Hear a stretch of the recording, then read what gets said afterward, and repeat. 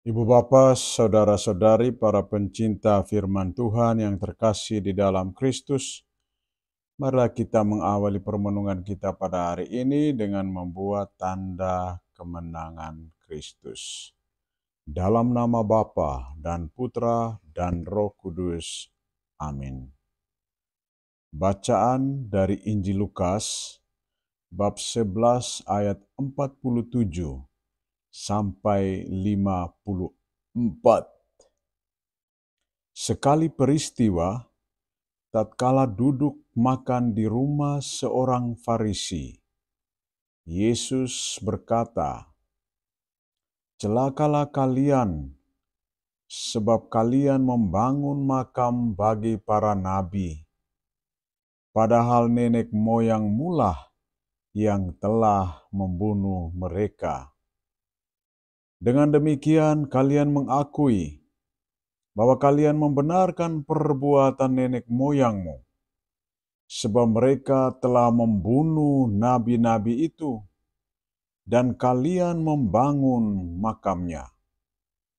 Sebab itu hikmat Allah berkata, Aku akan mengutus kepada mereka nabi-nabi dan rasul-rasul.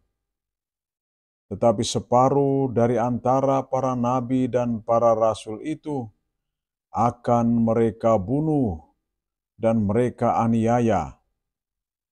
Maka dari angkatan ini akan dituntut darah semua nabi yang telah tertumpah sejak dunia dijadikan, mulai dari darah Habel sampai kepada darah Zakaria yang telah dibunuh antara mesbah dan rumah Allah. Bahkan aku berkata kepadamu, semuanya itu akan dituntut dari angkatan ini. Celakalah kalian, hai ahli-ahli Taurat, sebab kalian telah mengambil kunci pengetahuan. Kalian sendiri tidak masuk ke dalamnya, tetapi orang yang berusaha masuk kalian halang-halangi. Dan setelah Yesus berangkat dari tempat itu, para ahli Taurat dan orang Farisi terus mengintai dan membanjirinya dengan rupa-rupa soal. Dengan itu, mereka berusaha memancingnya, supaya mereka dapat menangkapnya berdasarkan sesuatu yang diucapkannya. Demikianlah sabda Tuhan. Ibu bapa, saudara-saudari, para pencinta firman Tuhan yang terkasih di dalam Kristus. Dalam kehidupan bersama, kita membutuhkan kehadiran orang lain untuk bisa menilai, mengevaluasi, mengeritik segala perkataan dan perbuatan yang kita lakukan. Kritikan-kritikan itu harus dilihat secara positif untuk dan demi kebaikan diri kita. Jika kita tidak melihat secara positif, bahkan menolak kritikan-kritikan itu, berarti kita tidak mau membaharui dan membangun kehidupan kita. Yesus tidak hanya mengeritik, tetapi ia juga mengecam sikap dan perilaku hidup orang-orang Farisi dan ahli-ahli Taurat.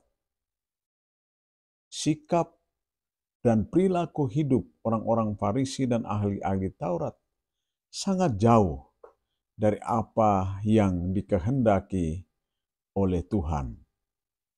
Celakalah kalian, sebab kalian membangun makam bagi para nabi, padahal nenek moyang mulah yang telah membunuh mereka.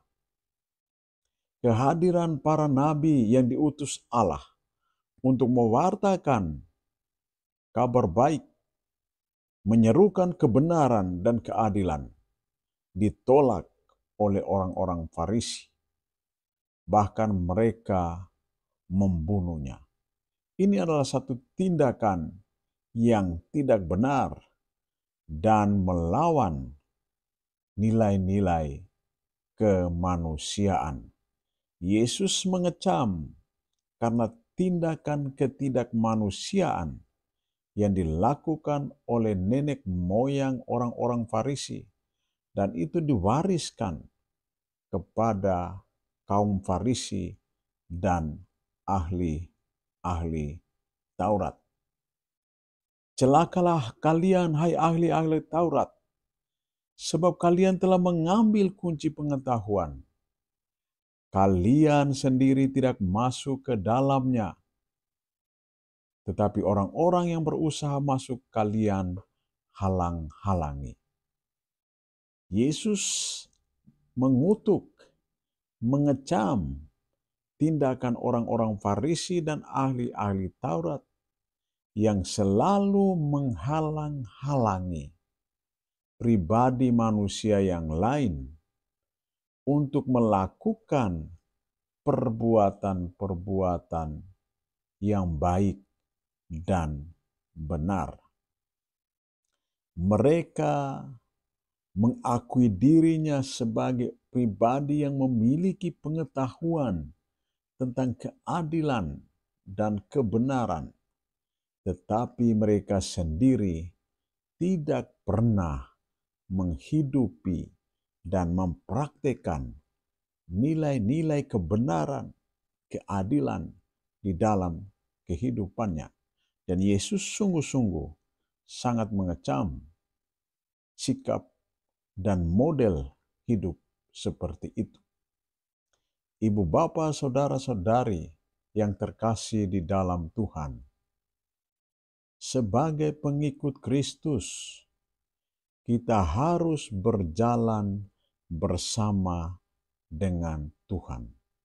Berjalan bersama dengan Tuhan artinya bahwa kita mau mendengarkan suaranya, menghidupi nilai-nilai kebaikan, kebenaran, dan keadilan yang diajarkan oleh Tuhan kepada kita. Dengan bertindak demikian, kita akan mengalami damai. Damai tidak hanya diperuntukkan bagi diri kita sendiri, tetapi juga bagi sesama kita yang lain. Marilah kita taat dan setia pada sabda Allah yang menghidupkan dan menyelamatkan. Tuhan memberkati kita. Dalam nama Bapa dan Putra dan Roh Kudus. Amin.